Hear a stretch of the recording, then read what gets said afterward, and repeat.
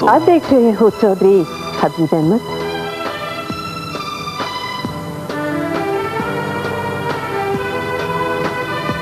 आपको देख रहा हूं और सोच रहा हूं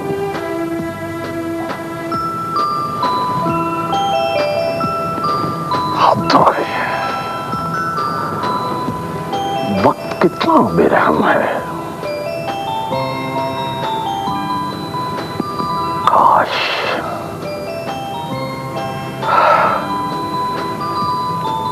आवाज भी इतनी खूबसूरत और हसीन होती। ओह, अपने बारे में तुम किसी बहुत बड़ी खुशफहमी में मुब्तला हो चौधरी। वक्त ने तुम्हारे साथ भी कोई अच्छा सलूक नहीं किया? नहीं मेहरुन्निसा, नहीं। वक्त मर्दों के पास से गुजर जाता है, वो छुपाए हुए। उनकी तरफ देखने की हिम्मत नहीं है वक्त में। मगर औरतें लुट जाती हैं वक्त के हाथों। ये वक्त उनसे छीन लेता है उनका हुस्न, उनकी जवानी। कुछ भी बाकी नहीं रहता मेहरुन्निसा।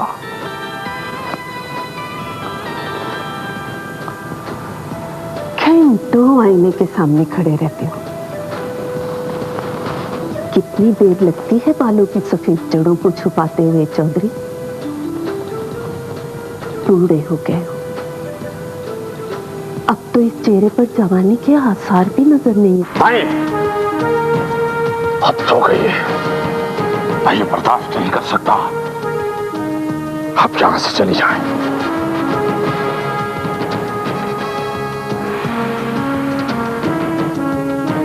राजपुर कहां से?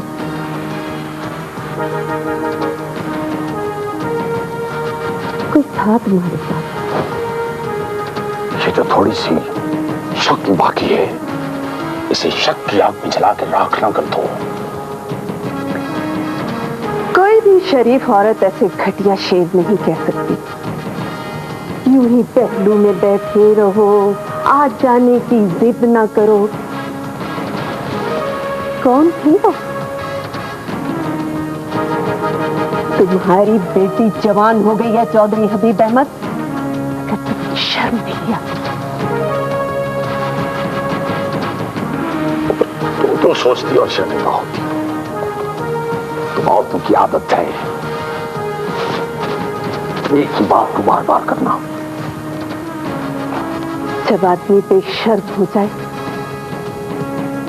उसमें किसी बात का असर नहीं होता। खुदा बेड़ा फर्क करे उन औरतों का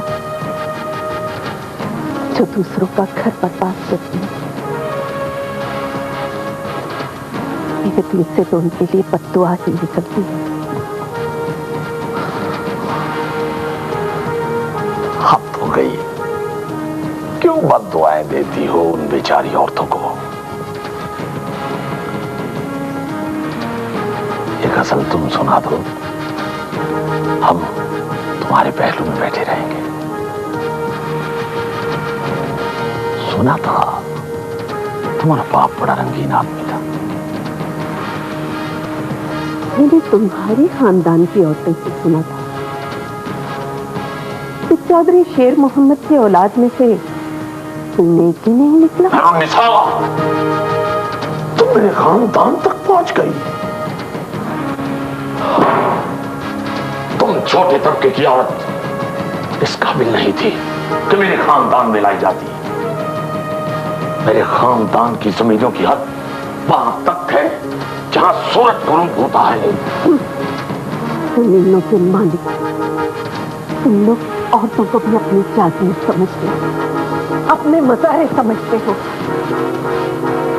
छोटे तबके की नेकी और शराफत तुम्हारे तो पास से भी नहीं गुजरी।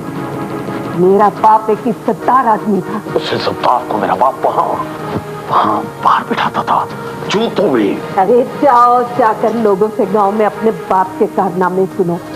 बच्चे बच्चे की जुबान पर तुम इंतहाई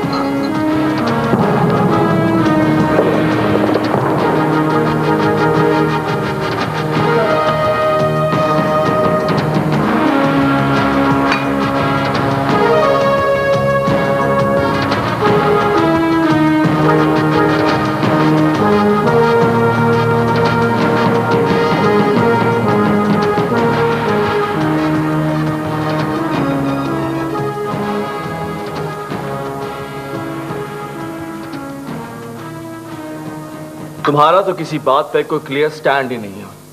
कभी तुम मामा के साथ हो जाती है, कभी तुम पापा की साइड लेती हो। तुम आराम से बात नहीं कर सकते? मर्दों के लिए क्या ये जरूरी है कि गला फाड़ फाड़ कर बात की जाए?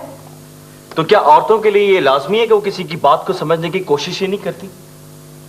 नवेरा, मैं तुम्हें कितनी बार कह चुका हूं कि I am not a feudal, I am not a feudal. मुझे इस जागीरदारी निजाम से नफरत है, नफरत। नफरत करने का ये रवैया भी तुम्हें तुम्हारे जागीरदारी निजाम ने सिखाया है। तुम लोग सिवाय मोहब्बत और नफरत के और कुछ कर भी नहीं सकते। राइट।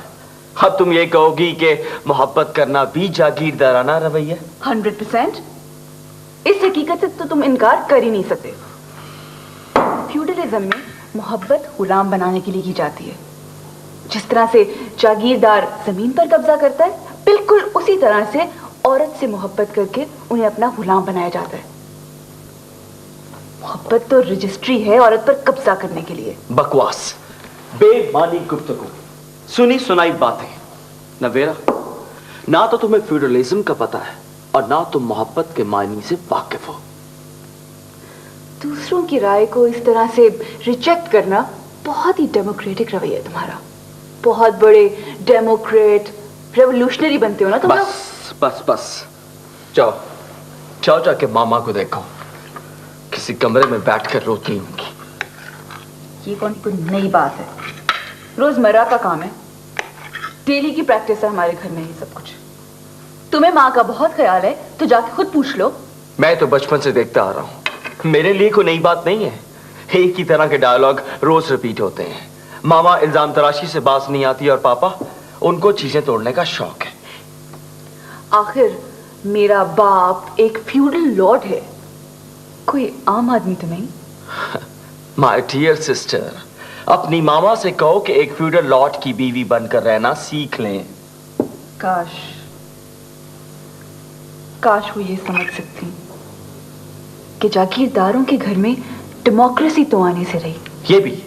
ये भी तुम्हारा मिसकॉन्सेप्शन है। चाचा का घर देखो, कैसे डेमोक्रेटिक तरीके से जिंदगी गुजारते हैं वो लोग। देखो, उनका नाम मेरे सामने ना लिया करो। चाची के माँ बाप ने उनका नाम तहजीब रखा और वो एक औरत है जिसमें इस इलाके की हजारों साल पुरानी जागीरदाराना तहजीब कूट कूट कर रही। तहजीब, तहजीब, आ रही हूँ।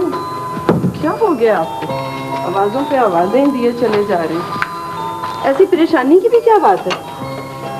परेशानी है ना बेगम साहिबा, आप नजर ना आए तो कुछ भी अच्छा नहीं लगता। ओह माय गॉड पापा, इतना चीप रोमांटिक डायलॉग। प्लीज आप इतने रोमांटिक मत हुआ करें। क्यों बेटा? क्योंकि आप रोमांटिक हैं ही नहीं।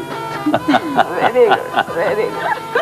अच्छा, अरे ये बताओ बेटा, आपका अपनी मामा के बारे में क्या ख्याल है? मेरी मामा तो रोमांटिक है ही। Very good, very good. ये नाइंसाफी। ये सही है, बिल्कुल। अच्छा, मामा ये बताएं कि आपका पापा के बारे में क्या ख्याल है? हाँ। भाई तुम्हारे पापा बड़े बोर आदमी हैं। इन्हें अपने बिजनेस से ज्यादा मोहब्बत है और मुझसे कम। वो जो इनके दूसरे भाई है ना, वो तो बड़े रोमांटिक आदमी हैं। भाई उन्हें अपने बिजनेस से कम और बीवी से ज्यादा मोहब्बत है। पापा, आप और हबीब अंकल सगे भाई हैं, मुझे यकीन नहीं आता।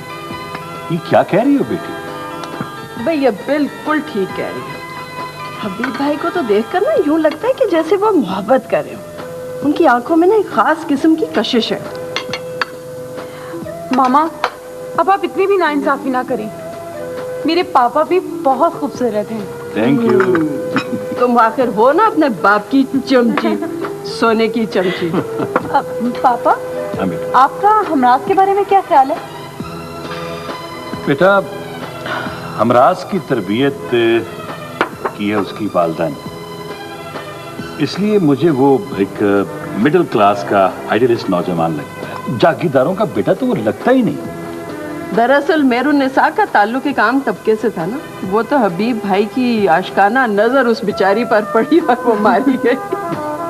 सारा खानदान एक तरफ और हबीब भाई अकेले एक तरफ। मगर एक बात है, जिससे मोहब्बत की उसी से शादी की।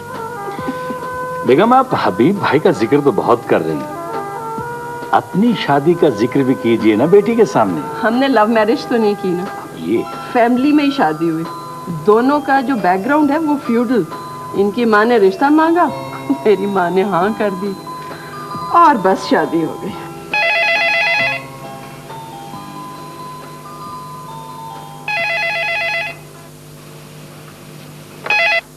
हेलो। हेलो। अच्छा, तो तुम हो मिडिल क्लास की एक आइडियलिस्ट नौजवान। इसका मतलब है कि चाचा ने मेरे खिलाफ एक नया बयान जारी किया। उन्होंने सिर्फ इतना कहा होगा कि उसकी माँ का ताल्लुक एक मिडिल क्लास से है। जाहिर है, जब फ्यूडल फैमिली में मिडिल क्लास की कोई औरत आती है तो फ्यूडलिज्म ये सदमा कैसे बर्दाश्त कर सकता है? अब फ्यूडलिज्म को कुछ सदमे बर्दाश्त करना पड़ेंगे।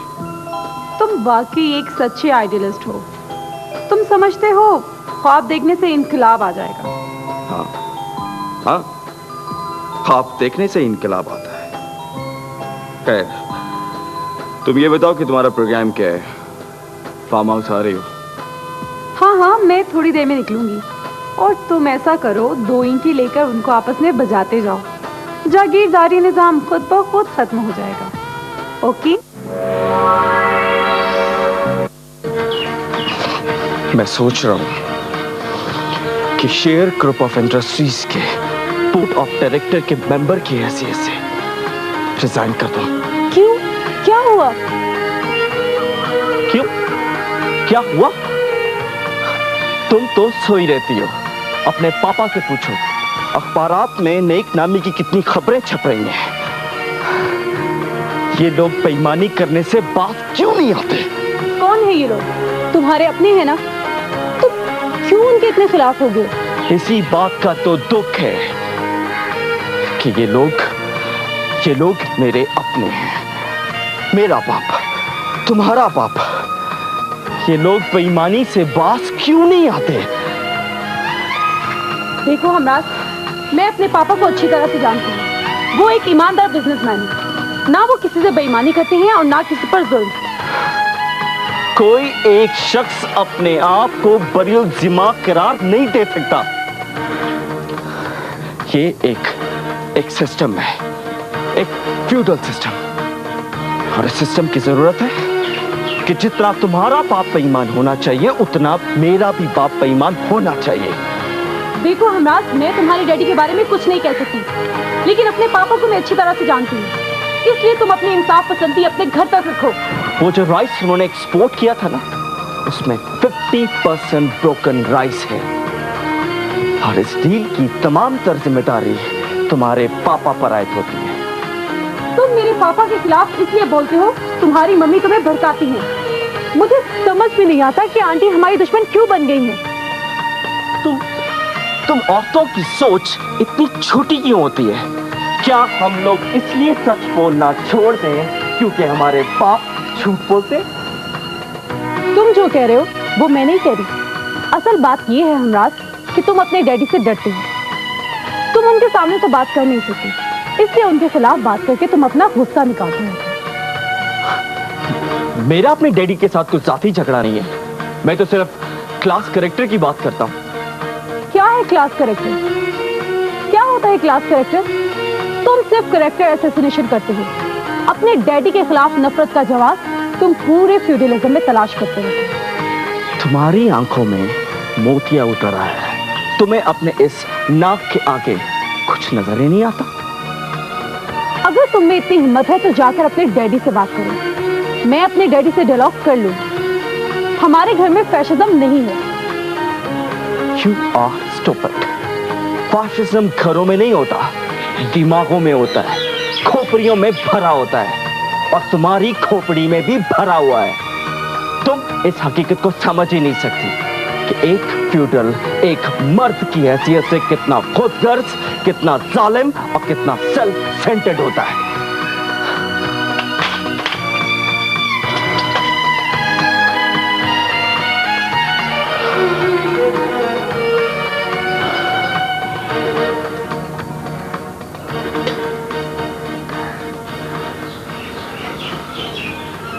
नहीं चाहिए।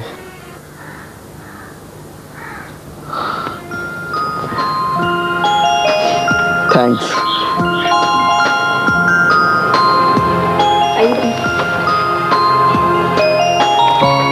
आइए आइए जनाब साबिक वजीर साहब। अस्सलामुअलैकुम सर। देख लो भाई, तुम हाला वजीर नहीं रहे, मगर हमारे दफ्तर में तुम्हें वैसा ही प्रोटोकॉल मिलता है। यहाँ तक छोड़ के गई है। यहाँ तक तो सब छोड़ते हैं, साथ कोई नहीं जाती। अगर आपको हमारी सेक्रेटरी पसंद आई है तो इसे आप अपनी सेक्रेटरी बना लें। Thank you, thank you. वैसे साबिक वजीर साहब, जब आपका दौर था तो इस्लामाबाद से वापस आने को जी नहीं चाहता था। चौधरी हबीब अहमद, ये तो मुझे साबिक वजीर क्यों कहते हो? भाई इस मुल्क में तो यहाँ जो कुछ दिन के लिए भी वजीर बनता है वो फिर सारी जिंदगी के लिए साबिक वजीर बना रहता है। मैंने तुम्हारे काम की बात की है, लेकिन आपकी बार मामला कुछ सीरियस है और मेरा ख्याल है कि अब की बार वो मुकम्मल इंक्वायरी करेंगे। भाई कुछ करो ना, तुम्हें वजीर किस लिए बनवाया था? तुम्हें याद होगा मेरे वालिद साहब ने वजीर आजम से कहा था कि उस वक्त तक वजीर आजम हाउस से नहीं जाऊंगा जब तक वजारत नहीं ले लेता, और अपनी जेब पे हाथ मार के कहा था कि 25 MNA है इस जेब में। याद है तुम्हें? ठीक है, सब कुछ ठीक है, लेकिन मैं अब तो वजीर नहीं हूं। तो ऊपर बात करो, कुछ करो। अगर मेरी इंक्वायरी हुई तो मैं ये मुल्क छोड़ जाऊंगा। मैं करता हूं बात, लेकिन तुम लोग इंतहाई गैर जिम्मेदार हो। अरे स्पेशल कंसाइनमेंट थी, मैंने खुद चेक की। सैंपल तुमने ठीक भेज दिया, उसके बाद सब चावलों की बोरियों में टोटा टोटा टोटा बन। नहीं नहीं, गलत गलत, झूठ झूठ, ऐसा नहीं है। 5% ब्रोकन राइस थे और ERI-6 10% था, जो एक इंटरनेशनल स्टैंडर्ड है। ये मेरे खिलाफ साजिश है। कुछ लोगों को वैसे ही शेर ग्रुप ऑफ इंडस्ट्रीज बर्दाश्त नहीं। क्या बताना चाहती हो मुझे? तुम शायद भूल गए हो कि मेरे बाप दादा और उसके दादा यही इंपोर्ट एक्सपोर्ट का काम करते रहे। तुम रिप्लेसमेंट कर दो, मैं बात करता हूं। वैसे एक्सपोर्ट प्रमोशन ब्यूरो वालों से मेरी बात हुई है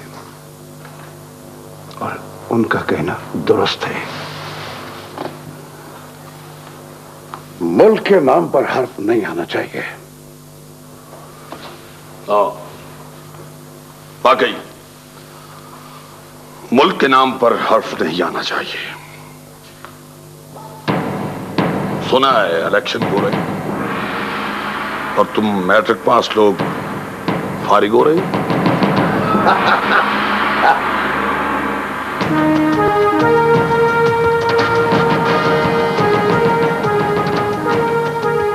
बीए की तैयारी कर रहा हूं।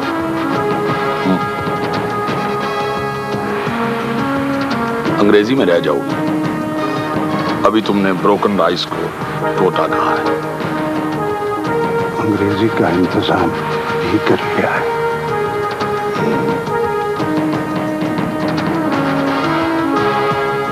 हमारा उम्मीदवार एमए पास है, देख लो। सियासत डिग्री हासिल करने से नहीं आती। तुम तो जानते हो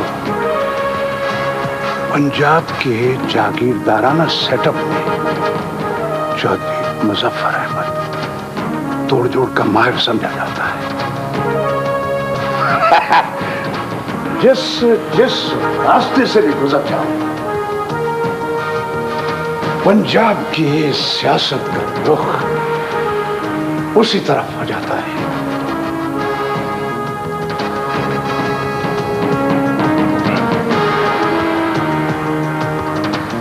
चौधरी मुजफ्फर अहमद इस दफा दरमियाना तबका आ रहा है। अगर तुम अपनी सीट बचा सके तो मैं तुम्हें नोटों का हार पहनाने जरूर आऊंगा।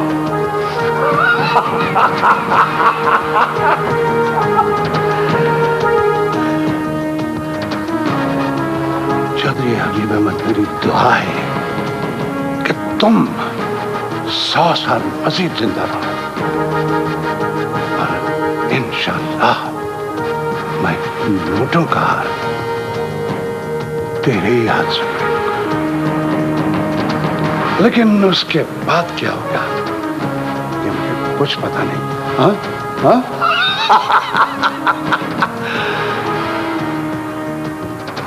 भाई, तुझे एक बात बताता हूं। जागीरदारी रकबों और एकड़ों की मलकियत नहीं, सियासी इख्तियारात का निजाम है। हाँ हाँ लो भाई, मैं चलता हूं।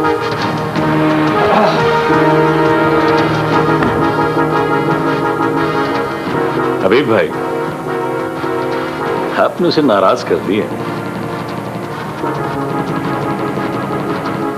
खुश है होता, इसे मैं देख लूंगा।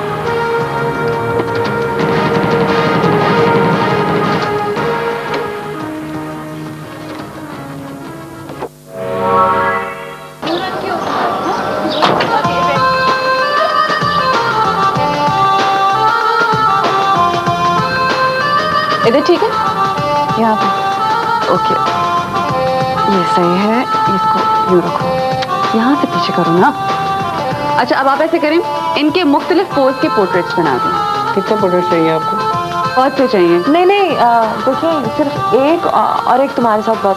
तुम चुप कर जाओ। आप इनके 3-4 बना दें अलग से, और एक तस्वीर मेरे साथ खींचें। पहले मेरे साथ खींचें। इस थोड़ा सा साथ, थोड़ी स्माइल, यस, थैंक यू। अब आप इनकी अलग से तस्वीरें खींच दें, ठीक है? चलो।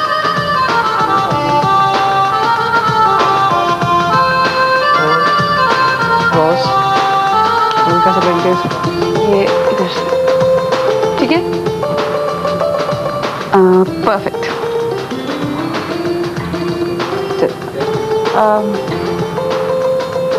तुम उधर चली जाओ, मैं नर्वस हो रही हूँ, प्लीज। निशात, ओके, आप तस्वीरें खींचे, मैं बाहर जाती हूँ।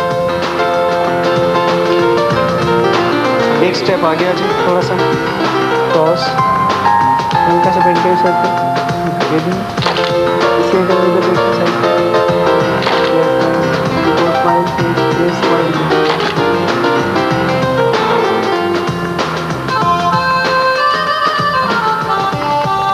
अम्मी, एक बात मेरी समझ में नहीं आई कि नबीरा ने मेरी इतनी सारी तस्वीरें क्यों खिंचवाई हैं। तुम भी बड़ी भोली। क्या मतलब? ये मेरे ख्याल में तो अब तक उसकी माँ ने तुम्हारी तस्वीर अपने बेटे के कमरे में लगा दी होगी। मेरे बेटे के कमरे में? क्यों? वो इसलिए कि वो तुम्हें देखता रहे और फिर वो अपनी माँ के सामने हाथ जोड़ के खड़ा हो जाए कि ये कौन है मेरी, ये कहाँ से उड़ के आ गया मेरे कमरे में। और फिर उसकी माँ मेरे पास आई और कहे कि ये रिश्ता मुझे दे दो। अम्मी, आप भी बस।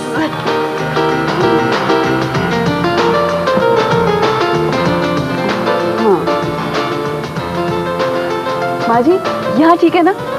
यहाँ पे तो उसकी नजर जरूर पड़ेगी। और ये बताएं तस्वीर कैसी है? बहुत अच्छी, बहुत खूब। लेकिन निशात तस्वीर से भी ज्यादा खूबसूरत है। आखिर दोस्त किसकी है? बस आप ये दुआ करें कि उस लड़के को पसंद आ जाए। फिक्र क्यों करती हो? पसंद तो उसके बाप को भी आएगी।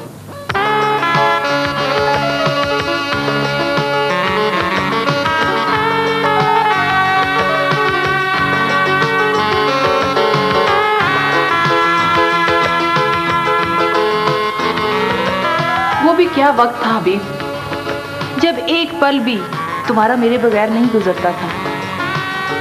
हद हो गई है, बैठने के लिए नहीं कहोगी? नहीं, आज तुम्हें बैठने की इजाजत नहीं है। अगर हुक्म न मानने का इख्तियार तो मेरे पास है। आज मैं तुमसे अपनी मोहब्बत की अदालत के कटहरे में खड़ा करके एक सवाल पूछना चाहती हूँ। शाइस्ता, तुम्हारी शाइस्तगी मुझे बहुत पसंद है। मोहब्बत को अदालत मत बनाओ। एक सवाल, सिर्फ एक सवाल हबीब। मोहब्बत में सवाल नहीं करते। मेरी इतनी सी बात नहीं मानोगे? नहीं, हरगिज़ नहीं। हबीब, मैं तुम्हें एक शर्त पर। शाइस्ता, मोहब्बत गैर मशरूत होती है, कोई शर्त मत लगाओ। तुम मेरी एक बात सुनने के लिए भी तैयार नहीं हो? तुम्हें पता है मैं तुमसे क्या कहना चाहती हूँ? कुछ पता नहीं मुझे, और ना ही मैं जानना चाहता हूँ। तुम्हारे जहन में कोई तजस्सुस भी नहीं है? कोई तजस्सुस नहीं है शाइस्ता, कोई तजस्सुस नहीं मेरे जहन में। बैठ जाओ, बैठ जाओ। कुछ देर के लिए मैं अपना आप भूल गई थी। पता नहीं दिल में क्या बात समाई कि आपके सामने खड़े होकर आपसे सवाल करने लगी। कोई भूल हो गई है मुझसे? तुम औरतें एक बात करते हुए कई बातें कह जाती हो। तुम लोग पास नहीं आती। बात करने में तुम्हें बड़ी महारत होती है। मैं भूल गई थी, आपने मेरे लिए यही जगह पसंद की है।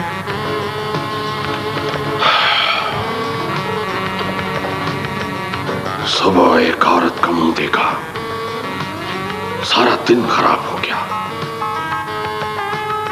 तुम इज्जत करना जानती हो, अपनी हैसियत को पहचानती हो। मुझे इस बात की बड़ी खुशी है। आपके कदमों में थोड़ी सी जगह चाहती हूँ। फिर कहो। हाँ, आपके कदमों में थोड़ी सी जगह चाहती हूँ।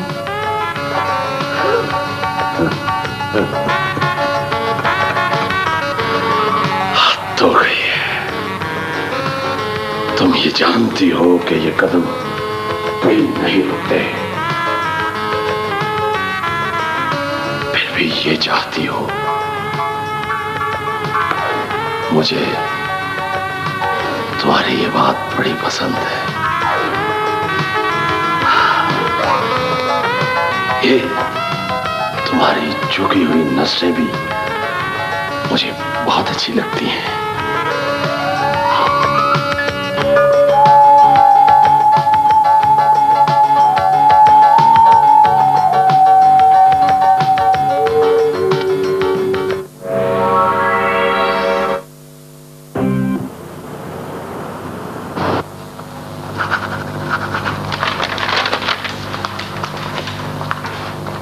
सर जी, मैडम शहरजाद के घर से तीसरी मर्तबा फोन आ चुका है। क्या कहती हैं? उनकी मुलाजमा कह रही थी कि उनकी तबीयत ठीक नहीं है, वो आपसे मिलना चाहती हैं और आपको घर बुलाया है। उनसे कहें कि मैं कोई फारिग आदमी नहीं हूं, घर बुलाया है मुझे। Okay sir. सुनिए। जी सर।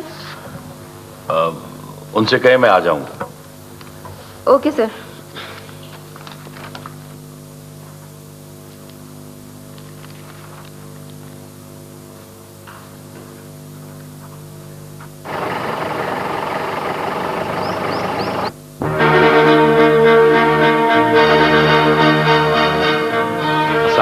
कैसी हैं आप? आपने आज का अखबार देखा? तो बहुत गुस्से में लग रही है। इसमें जो आपकी नेक नामियां लिखी हुई है ना, उनको पढ़ने के बाद तो दिमाग को फट जाना चाहिए था। देखिए मोहतरमा, आपका हमेशा ये रवैया रहा है कि बिना सोचे समझे आप इल्जाम तराशी पर उतर आती हैं। चौधरी अनवार अहमद साहब, क्या ये सब कुछ झूठ है? हाँ? अखबार भरा पड़ा है आपकी करतूतों से। आप क्या समझती हैं कि हम जो आपकी ये बकवास सुनते हैं और खामोश रहते हैं, क्यों? इसलिए कि आप ज़हनी तौर पर एक नॉर्मल खातून नहीं है। मैं एक नॉर्मल इंसान नहीं हूं, ये मुझसे एक एबनॉर्मल और मेंटली रिटार्टेड बंदा कह रहा है। How funny. मैं तो ये समझता था कि आप साइकियाट्रिस्ट से अपना इलाज करवा लें, लेकिन अब आपको मेंटल हॉस्पिटल में दाखिल होना चाहिए। पागल खाने तो दाखिल कराऊंगी मैं आप लोगों को। आप सब लोग बेईमान हो और करप्ट हो। ये क्या लिखा है इसमें? हाँ, शेयर ग्रुप ऑफ इंडस्ट्रीज की तादाद में घपले, बेईमानी, सब स्टैंडर्ड माल। क्या कर रहे हैं आप लोग? क्या कर रहे हैं? मैंने तो आपसे कई बार कहा, आप अपने शेयर लें और हमारी जान छोड़ें बस। आप बोर्ड ऑफ डायरेक्टर्स की मीटिंग क्यों नहीं बुलवा लेते? मैं अपना शेयर वापस नहीं लूंगी, बाकी तुम जैसे बेईमान लोगों को कंपनी से निकाल के बाहर फेंक दूंगी। देखिए शेर, आप हमें मजबूर कर रही हैं कि हम आपके खिलाफ एक्शन लें। बोर्ड ऑफ डायरेक्टर्स की मीटिंग में कोई ज़हनी मरीजा पागल खातून नहीं बैठ सकती। Mind your language Chaudhary Anwar Ahmad साहब। रुक जाएं, मैं कहती हूं रुक जाएं। स्टॉप, गेट लॉस्ट, चले जाओ यहां से। तुम सब लोग बेईमान हो, धोखेबाज हो, करप्ट हो। नहीं छोड़ूंगी तुम सब लोगों को मैं।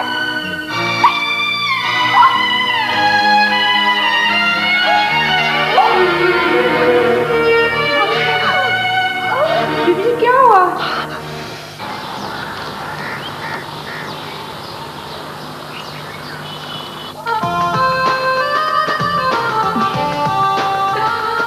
तुम्हारे हाथ इतने खूबसूरत और इतने प्यारे हैं कि मेरी आंखों के सामने अंधेरा कर ही नहीं सकते। मैं तो रोशनी हूँ, रोशनी।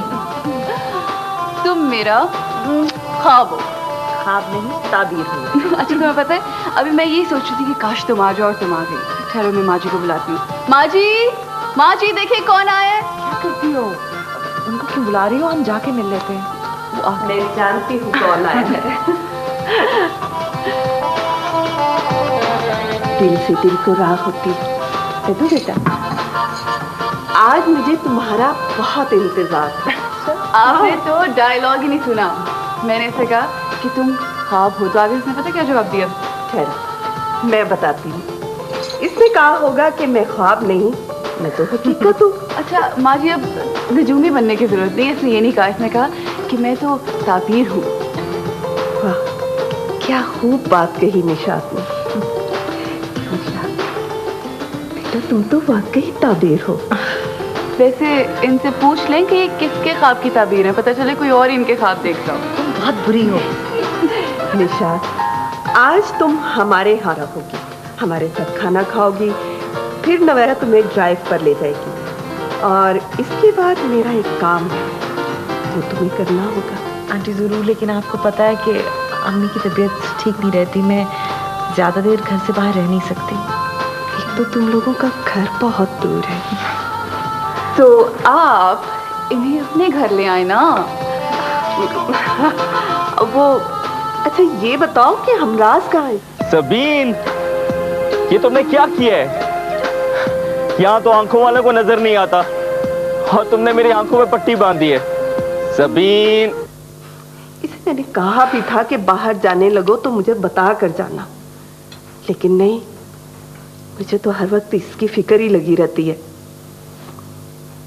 असल में कसूर इन लड़कों का नहीं होता, कसूर उन फ्लर्ट लड़कियों का होता है जो इनकी आंखों पर पट्टी बांधकर इन्हें अंधा कर देती हैं।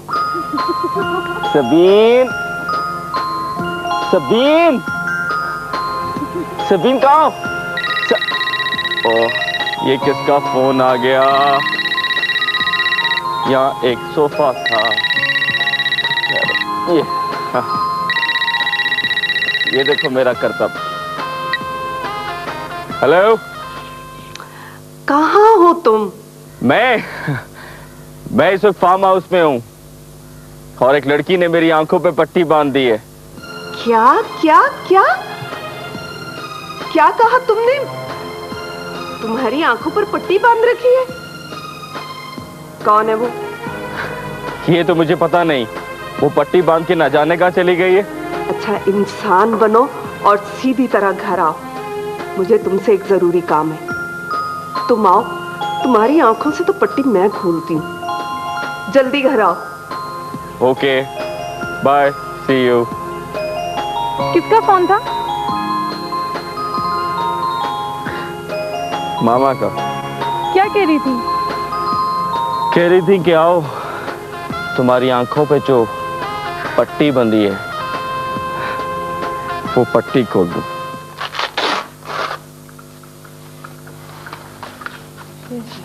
रख दे। डॉक्टर साहब, ये जमीन किसकी है? कौन सी जमीन? यही जिसपे हम और आप लोग रहते हैं, ये कुर्रे अर्ज किसकी है? ये जमीन अल्लाह ताला की है। तो मुझे ये बताएं डॉक्टर कि ये लोग इस जमीन के मालिक किस तरह बन गए? इनको किसने हक दिया कि वो इस जमीन के मालिक बन जाए? पहली बात तो ये है कि कम से कम मैंने नहीं बनाया। आप प्लीज बैठ जाएं, फिर बताता हूँ। नहीं, पहले मुझे बताइए लोग किस तरह मालिक बन गए। आप बैठ जाए ना। डॉक्टर, आप नहीं बताएंगे? बताएं ना, ये एकड़ों के मालिक किस तरह बन गए? आप बैठ जाए, फिर बताता हूँ। देखें डॉक्टर, मेरे साथ ऊंची आवाज में बात मत किया करें, मैं ऊंची आवाज सुनने की आदी नहीं हूं। Please please. अच्छा छोड़ें, ये बताएं कि ये जो अपने सिकंदर आजम थे, इन्होंने हिंदुस्तान पे हमला कब किया था? आपका क्या मतलब है कि मैं सिकंदर आजम के साथ आया था? आप बेवकूफ डॉक्टर ही हैं, हिस्ट्री के बारे में कुछ जानते ही नहीं। 329 कब्ल मसीह में अपने सिकंदर आजम ने हिंदुस्तान पे हमला किया था। कब किया था? 329 BC में। यस। शहजाद बेगम, मैं आपसे इजाजत चाहूंगा। आपकी मेडिसिन घर पर मौजूद है, आप प्लीज एक गोली खा लें और सो जाएं। एक बात मैं आपसे पूछना भूल गई, आप आए बैठे बैठे बैठे, मैं भूल जाऊंगी। अच्छा डॉक्टर, ये बताएं, ये मैग्ना कार्टर क्या चीज है? जी मुझे नहीं मालूम, आई एम सॉरी। मैं बताती हूं। देखें डॉक्टर, अगर आप तबाही से बचना चाहते हैं ना, तो मैग्ना कार्टा कर लें। 1215 ईस्वी में इंग्लिस्तान के बादशाह किंग जॉन और फ्यूडल्स के दरमियान एक चार्टर हुआ था कि जी कानून बनाने का इख्तियार किसको दिया जाए, बादशाह को या पार्लियामेंट को।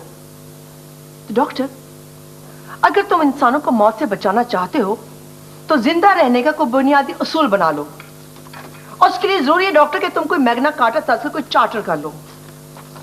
और अगर डॉक्टर तुम ये नहीं करोगे तो बहुत बीमारी फैल जाएगी, वबा फैल जाएगी, वबा, अनार की वबा।